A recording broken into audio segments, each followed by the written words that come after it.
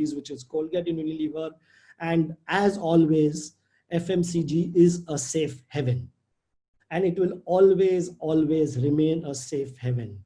Drop in volumes over the last quarter.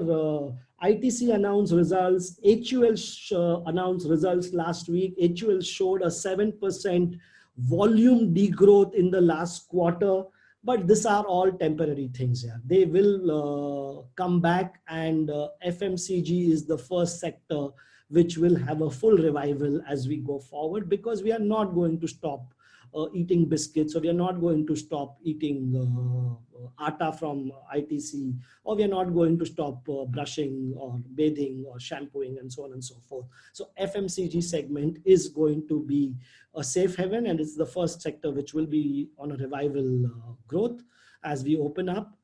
More than anything else, FMCG segment is more dependent on monsoon. And if we have a good monsoon this year, they will be back and screaming and shouting and doing everything what they do. And if FMCG comes back, advertising business will come back, because even today, with whatever monies everybody else is spending, a Network 18 or a Z Network or a Star to survive and to drive in their profitability, FMCG plays a very, very big role.